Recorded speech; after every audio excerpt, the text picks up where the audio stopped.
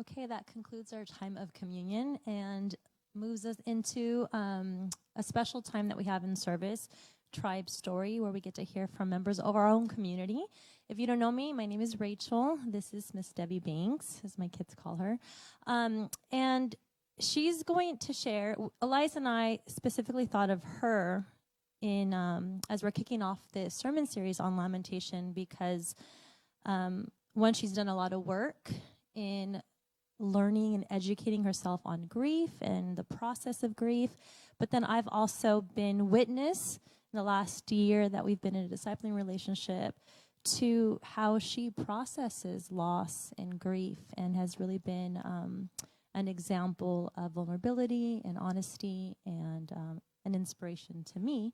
So to start us off, grief is heavy. Obviously, when there's a lot of grief, I think oftentimes it's even hard to know, to connect that we're grieving. And there's all sorts of grief. If you lose anything, whether it's something physical that you can see or a sense of something, then you're experiencing grief. But if we don't know that, then sometimes it's really hard to be in touch, and then even harder to process.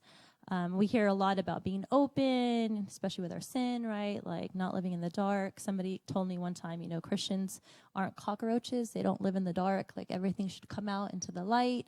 But I don't know how often, I know it's a visual, huh? But I don't know how often that's talked about in terms of grief and making sure that your grief doesn't stay in the dark, that that's something that you put out into the light. So maybe you can start us off with your journey into, what would you call it, into grief processing? Okay, so about 11 years ago, there was a woman who had moved to Austin, and she was a facilitator in the grief recovery method, and had started introducing our church to that process.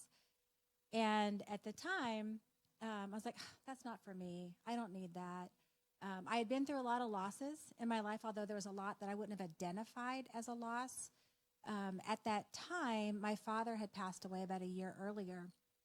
And a friend of mine said, oh, Debbie, you should go to this class. I'm like, I don't need to go to that class. My father had Parkinson's, and so as his health was declining, my relationship was changing a lot in a really good way. And so I felt really at peace when he did pass away. And so I'm like, there's not really anything for me to grieve. And then another friend of mine who went through the first class said, Debbie, you've got to go. This has been life-changing, the tools you learn.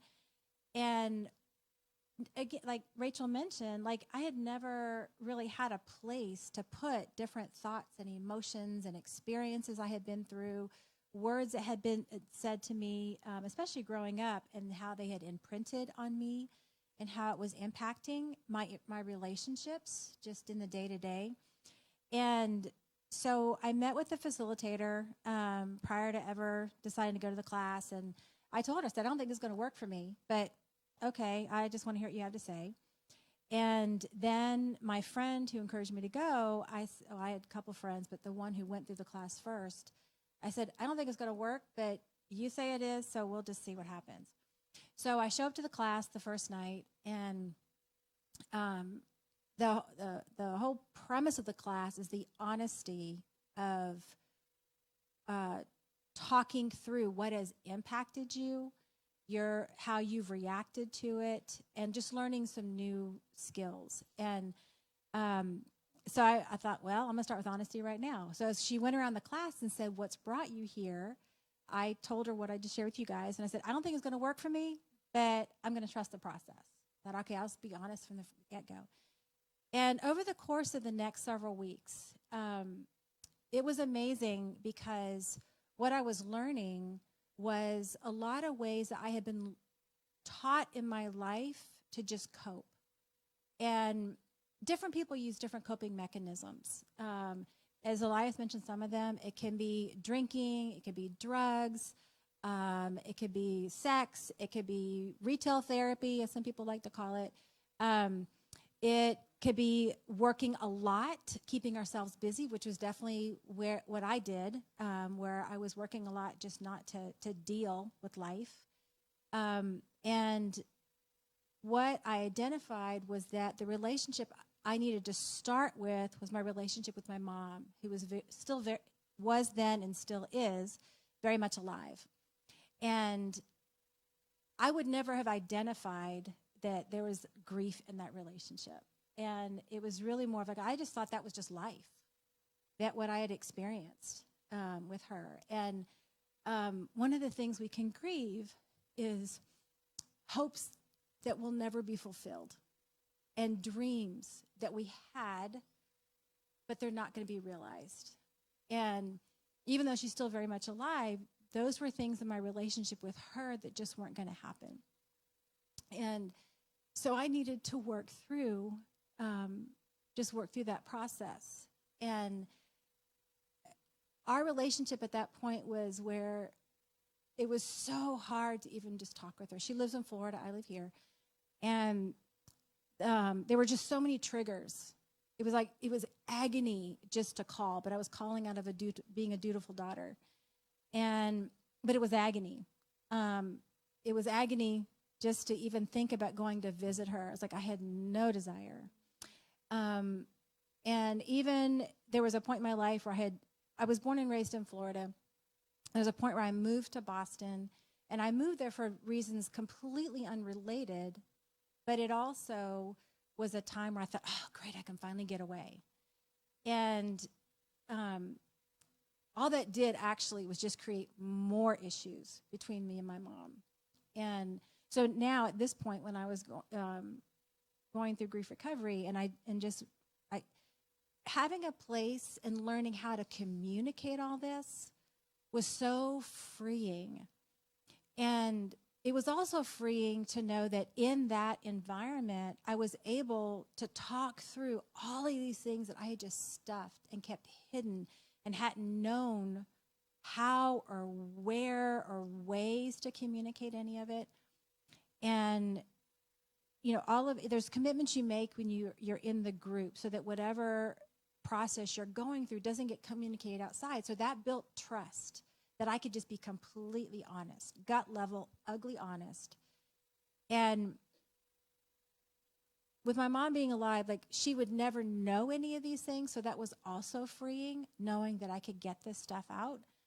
And it was amazing that by the end of those weeks, it's an 8-week process, but at the end of that time, that I had actually gotten to a place where I had been able to use the word we're learning, lament, through my relationship with her. And that we now have a relationship I would never have thought possible. And it's not that she's changed, but my relationship to the pain in our relationship has changed.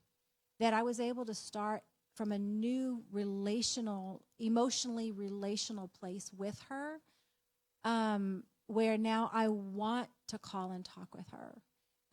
Her health is in a place now where she's needing my sisters and I more than she has in the past. And so I want to provide that to her, where I never thought that was possible before. Thanks for sharing that. I know relationships between moms and daughters can be really hard, or maybe that's just for the two of us. I don't know. I also grafted my mom in grief recovery, and she's still alive and well. But that loss that you spoke about, that loss of what I expected or what I want the relationship to be with my mom, how necessary it is to lament that, so then you can start acting differently. You can resolve that loss of this ideal. And there's so many things that you can process through lamenting. How have the skills that you learned during that process and what you went through with your mom, how are they alive and well today? What does that look like in day to day? Because in our relationship, we share a lot of our disappointments and disillusionments and loss, for lack of a better word. And I still see you being very open and vulnerable and processing that. But what does that look like? Maybe you can give us some practical examples of what it looks like to be lamenting ing. through the grief recovery method, I had learned just some skills that you can carry into other relationships. And so I'd also been able to work through some other relationships after that. But one of the things, like when I ended my in-classroom teaching career, it was a really extremely tough year after teaching for 20 years. But I was able to use the same skills because that was a loss that I wasn't expecting to end my teaching the way I did. I was choosing to. I wasn't being kicked out, but I was choosing to end it at that point and just teach in other ways. So it was just it was a life circumstance that I was able to work through. I'm able to, as you mentioned, like in our communication and then some other close relationships, where I'm able to actually just be just as honest and be able to talk through what are the things that are on my heart and not just stay stuck there, but okay, where am I going to go from here and move forward? Like my identity isn't the pain that I'm feeling. And there, I experience joy so much more in my life now than I ever did prior to learning these skills. That I can laugh more now than I did. I can joke more. I just have more of an emotional freedom now. I can feel a wide range of emotions and not just the sadness or the anger being the ones that I mostly identified with. Thank you. Debbie is currently a grief recovery specialist. Make sure I get that right.